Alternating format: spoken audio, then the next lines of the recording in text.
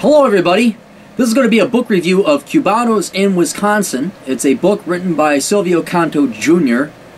Yes, Jr. His father was Silvio Canto the First. I guess it has a regal sound, doesn't it? Silvio Canto the First. You got kind of kingly. So, but Silvio Canto the Second, he wrote this book. It's his first book, so you must give him as much leeway as you guys did me when I wrote my first book. Because, you know, my grammar is poor, at least according to English standards, but, like my book, his book is good.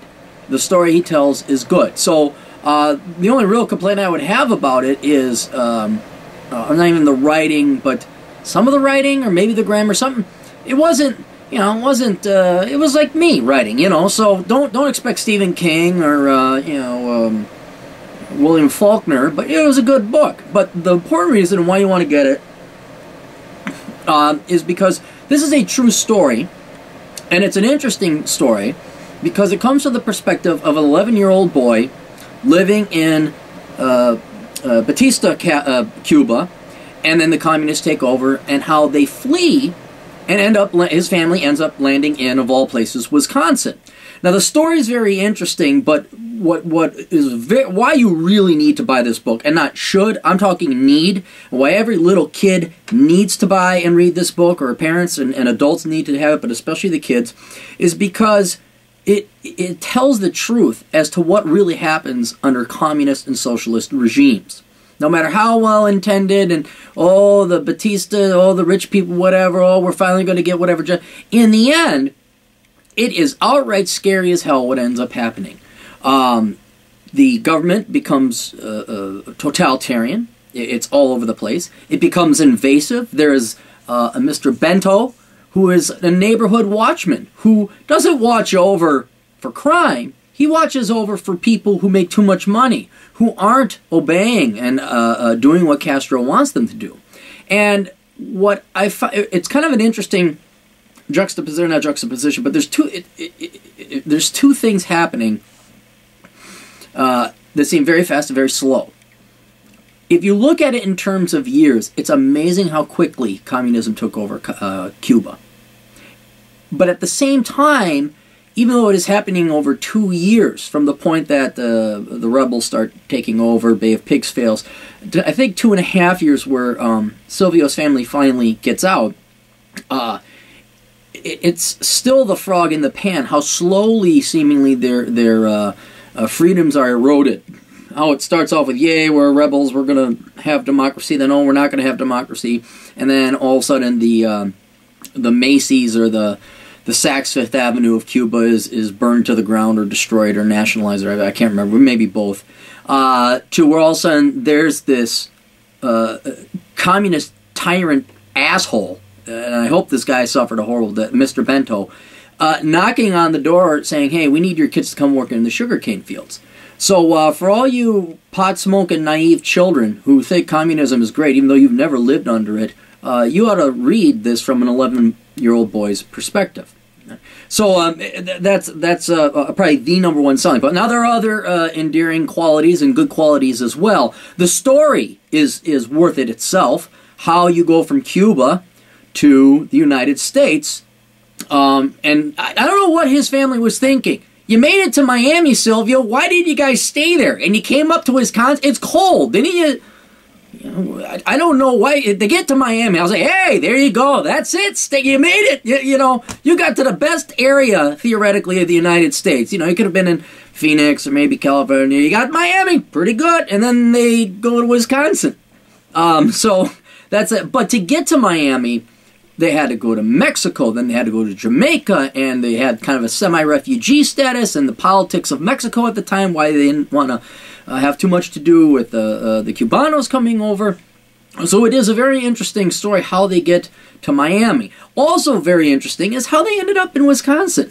And then, the endearing aspect is here you have a little 11-year-old boy from Cuba, and he becomes a Green Bay Packer fan, and trying to learn how to play football, American football, not soccer, the rest of the world, football.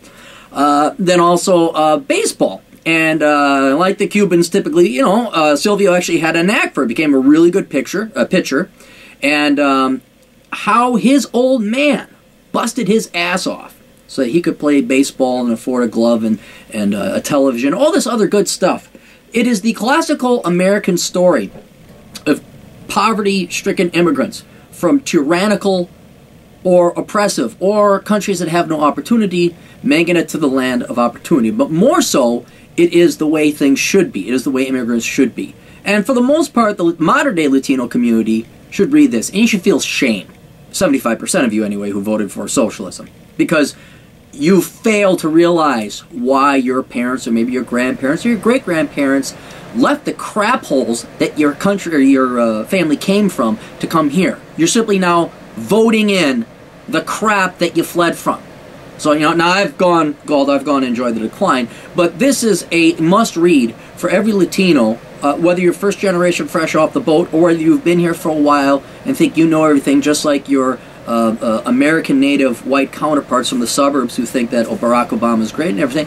Maybe you ought to read some real history and maybe consult your grandparents or whoever came over and ask them why they left. And so that's, I guess, the moral lesson, the political lesson to take from this as well. I'd say, you know, I do this straight. I don't do the Bell distribution curve thing. I'd say 4 and some change stars, 4.1, 4.2. It's a shorter read. It's only, now he gave me the PDF version, so that was like 90 on big paper. I think the paper version, though, the book version, is 125. So it's not a and that's good. It's succinct. He doesn't belabor about the weather or, oh, the palm and the trees were blowing, and I reminded finally of my girlfriend, I don't know. He didn't have a girlfriend. He's 11. You know, girls are icky at that stage. So yeah, so definitely go get it. You got some kid thinks they know what they're talking about. Oh, Cuba is great. Or these people, these Americans that go over to Cuba think, oh, well, yeah, have them read this book. Have them read what they're supporting over. There's a reason there's an embargo, at least in the United States, against Cuba. So you'll find that out. Otherwise, if you could get it on Amazon.com, you can also go to Cubanos.Wisconsin.com. Silvio got that URL. Or another thing you should do. Silvio has his radio show, Canto Talk. So if you just search Canto Talk, that's C-A-N-T-O Talk, you'll find his blog spot or his blog talk radio locale. You'll also find his blog, Silvio Canto. You'll find this, and you certainly will then be able to find his book as well. So yeah, and tune in. And then I also can't sign off without mentioning that his son Gabriel helped him with it as well. And if you look at his children, Silvio's a very handsome man. He kind of reminds me of the most interesting man in the world. He's got that mane of gray hair, and he's got the accent and everything. And you know, his small talk has affected foreign policy, that kind of thing. Well, his kids are like 10 times like they're just gods. They just Greek gods, and they get all jealous. But his son Gabriel helped him with it.